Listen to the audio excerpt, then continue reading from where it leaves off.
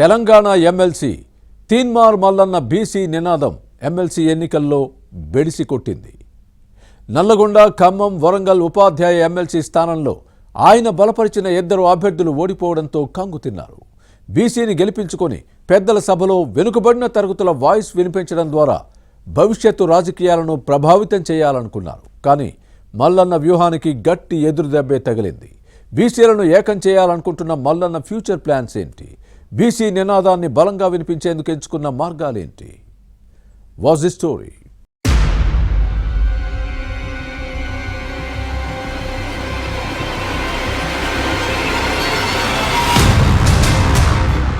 BC నినాదాన్ని తలకెత్తుకున్న MLC Teenmaar మల్లన్నకు ఎమ్మెల్సీ ఎన్నికల్లో గట్టి ఎదురుదెబ్బ తగిలింది.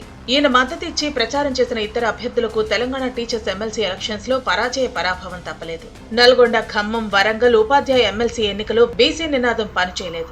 వెనుకబడిన తరగతుల నేతలు ఎలక్షన్ ను ప్రతిష్టాత్మకంగా తీసుకున్నా చివరికి భంగపాటు తప్పలేదు.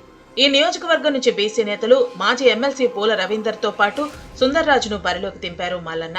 వెనుకబడిన తరగతుల నేతలను గెలిపించాలని ప్రచారం చేసినా ప్రయోజనం దక్కలేదు. నల్గొండలో పూల రవీందర్, సుందర్రాజ్ నామినేషన్లకు వచ్చిన మల్లన్న బీసీల మధ్యనే పోటీ ఉంటుందని ప్రకటించి చివరికి అభాసు పాలయ్యారు.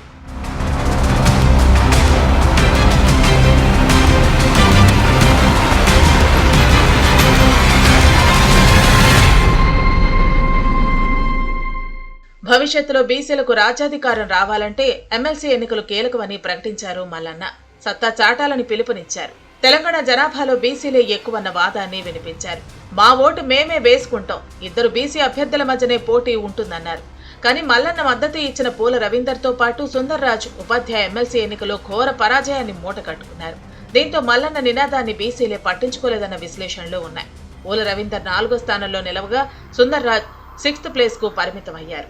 బీసీల ఓట్లు పడతాయని ఆశించినా చివరికి సీన్ రివర్స్ అయింది. Pingali Sripal Reddy, sitting MLC Alugubelli Narsireddy, Galreddy Harshavardhan Reddy, BJP నుంచి పులి సరోత్తం రెడ్డి మధ్య పోటీ జరిగింది. చివరకు పింగళి శ్రీపాల్ రెడ్డి 2వ ప్రాధాన్యత ఓట్లతో ఎమ్మెల్సీగా విజయం సాధించారు. అయితే బీసీ నినాదంతో బరిలో దిగి ఓటమి చెందటంతో ఈ వర్గాలు ఆలోచనలో పడ్డారు. గురువులు వివేకంతో ఓటేసి విలక్షణమైన తీర్పు ఇచ్చారు.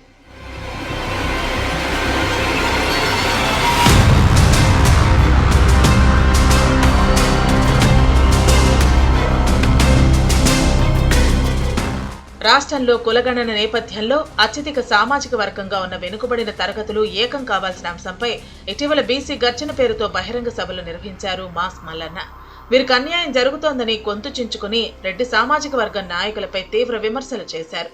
కులగణన విషయంలో కాంగ్రెస్ పై చేసిన విమర్శలకు సమాధానం చెప్పాలని టీపీసీ నాయకత్వం ఇచ్చిన షోకాజ్ నోటీసుకు స్పందించకపోవడంతో సస్పెన్షన్ వేటు పడింది.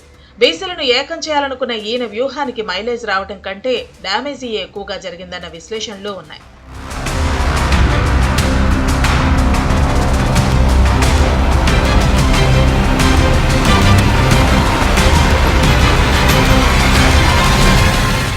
ఇక ఉమ్మడి నల్గొండ జిల్లాలోని సీనియర్ కాంగ్రెస్ నేతలపై మల్లన్న చేసిన విమర్శలు వివాదాస్పదమయ్యాయి.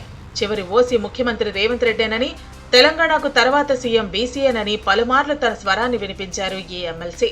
కానీ ఓవర్ యాక్షన్ తో కాంగ్రెస్ నుంచి సస్పెండ్ అవడంతో ప్రారంభంలోనే పొరపాట్లు జరిగాయన్న కామెంట్స్ వస్తున్నాయి.